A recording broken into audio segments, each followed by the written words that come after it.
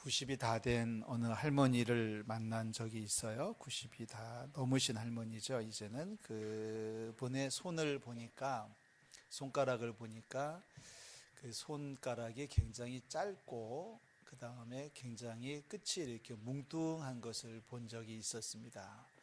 우리 권사님들의 손은 어떤가요? 그래서 처음에 그 모습을 보고서 참 신기하다 싶었는데 여러분 왜 할머니들의 손이, 할아버지들의 손이 이렇게 뭉뚱한지 아시나요?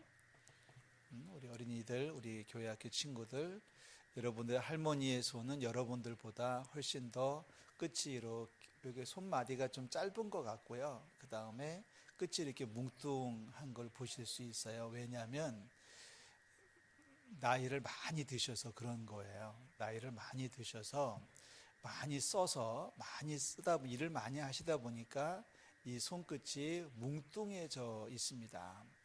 그러니까 고생을 하신 분은 더 많이 뭉뚱한 것을 볼 수가 있을 거고요. 시골에서 농사하시는 분들은 그런 현상이 더 심할 것 같습니다. 그런데 이제 우리 고등학교 학생들 또 20대의 우리 젊은 여성들의 손끝을 보면은 이 끝이 굉장히 뾰족하고 긴 것을 볼 수 있어요. 그 이유는 뭐냐면 나이를 덜 먹어서 그런 거죠. 우리 유치부 아이들 손끝이 아직은 덜 자랐으니까 덜 뾰족할 것 같은데요. 나이를 먹으면 손끝은 뭉뚱해지고 이제 피부도 점점 거칠어지고요. 그 다음에 눈도 잘 안 보이고 또 귀도 잘 못 듣게 돼 있습니다.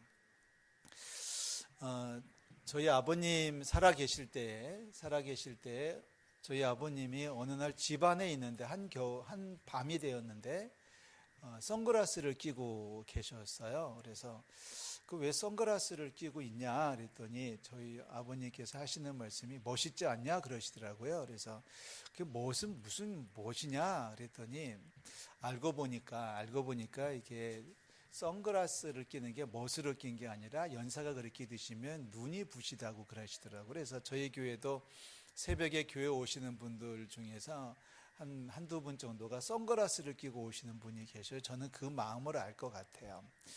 그러니까 눈이 부신 거죠. 나이를 먹으니까 80이 넘고 90이 넘고 막 이러다 보니까 눈이 부시니까 저녁에도 불을 꺼라 이게 아니라 불을 끄면 다른 사람들이 어두우니까 이제 선글라스를 끼고서 또 심한 경우에는 모자까지 눌러 쓰고 집에 계신 할아버지 할머니들이 계셔요. 그분들 보고 멋쟁이라고 하면 안 되고요.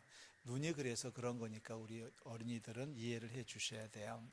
이게 바로 우리의 겉사람의 모습입니다. 오늘 성경은 말하죠. 겉사람은 낡아지는 거예요 라고 말합니다.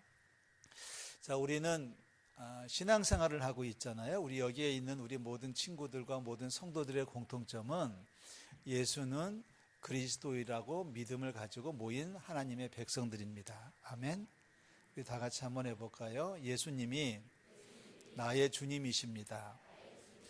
우리 지난주에 성탄절 보냈죠? 예수님이 나의 구주십니다. 나의 그리스도이십니다. 라는 고백을 가지고 모였습니다. 그렇다면 우리들은 세상을 살아가는 것이 겉사람만 보고 사는 게 아니라 속사람을 보고 살아야 된다는 얘기예요. 자, 보세요. 어떤 사람을 딱 만났습니다. 제일 처음에 보이는 게 뭐예요? 그 사람의 외모가 보이죠. 그러나 그 사람의 외모가 전부가 아닌 거예요. 우리 친구들은 잘생긴 게 전부인 것 같지만 세상을 살다 보면 잘생긴 게 전부가 아니더라고요. 뭐가 문제냐면 그 사람이 착하냐 아니면 성격이 못됐냐가 이제 보이기 시작하는 거예요. 그 다음에 또 하나를 더 봐야 되는데 그건 뭐냐면은 그 사람의 믿음을 볼 수 있어야 됩니다. 지금 말씀드린 것처럼 친구가 잘생기고 옆에 있는 누가 잘생겼다고 할지라도 세월이 지나면 다 이제 주름살이 생기고 다 그렇게 될 수밖에 없습니다. 겉사람은 낡아질 수밖에 없는데 이제 세상을 사는 것은 뭐냐면 겉사람만 보고 사는 게 아니라 그 사람의 속을 보고 살아야죠. 속사람이 어떤지 그 속사람 가운데서도 영혼을 사모하는 마음이 있느냐를 봐야 되는 겁니다. 18절 말씀 보시면 우리가 주목하는 것은 보이는 것이 아닙니다. 우리가 눈에 초점을 맞추고 확인하는 것은 뭐냐면 눈에 보이는 것을 보는 것이 아니고 보이지 않는 것입니다. 우리가 주목하는 것은 보이지 않는 겁니다. 여러분, 이 말이 사실은 문법적으로는 맞지 않아요. 눈에 보이지 않는 것을 본다라는 말이 사실은 앞뒤가 맞지 않는 거지만 우리는 이것이 믿음을 얘기한다는 것을 알 수가 있습니다. 눈에 보이지 않는 것인데 보이는 것은 잠깐 있다가 없어지지만 보이지 않는 것은 영원합니다 라고 얘기합니다. 자, 영원이라고 하는 말 가운데 우리가 기억하는 것은 고린도전서 13장에 그런 말이 있죠. 한번 다 같이 따라해 볼까요? 믿음, 소망, 사랑. 믿음, 소망, 사랑은 우리 가운데 우리와 함께 있을 것이다 라고 말합니다. 믿음, 소망, 사랑은 우리와 함께 있을 텐데 그 중에 제일은 사랑이다 그랬습니다. 자, 믿음, 소망, 사랑이 우리와 함께 있다는 얘기를 조금 설명하고 오늘 말씀을 정리하는데, 자, 믿음이 왜 항상 우리와 함께 있냐면 내 믿음이 왔다 갔다 하잖아요. 내 믿음은 좋았다 나빴다 막 이러는데 여기서 말하는 믿음은 믿음의 대상이에요. 믿음의 대상이 누구냐면 하나님 아버지입니다. 그죠? 우리 주님은 영원하십니다. 아멘. 우리 주님은 왔다 갔다 하시는 분이 아니에요. 변치 않으시는 분이에요.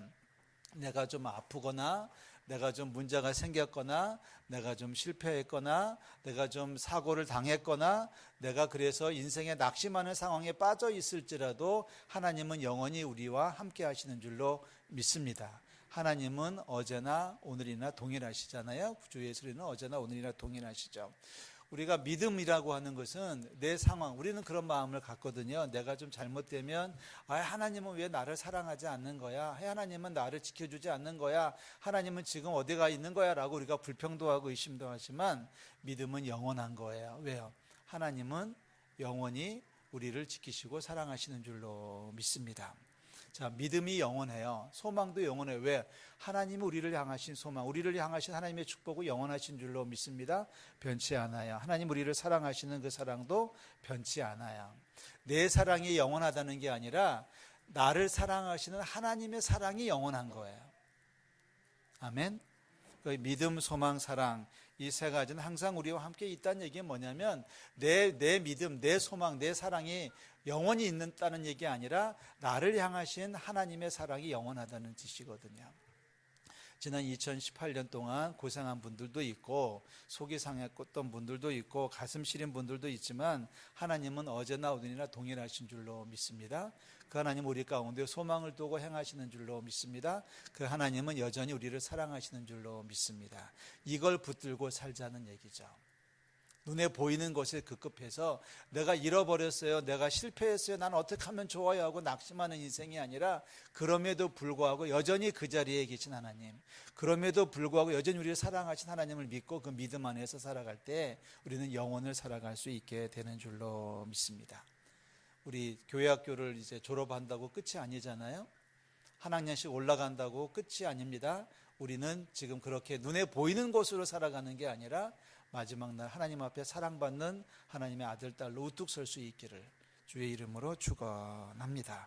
기도하겠습니다. 하나님 아버지, 은혜와 사랑을 감사를 드립니다.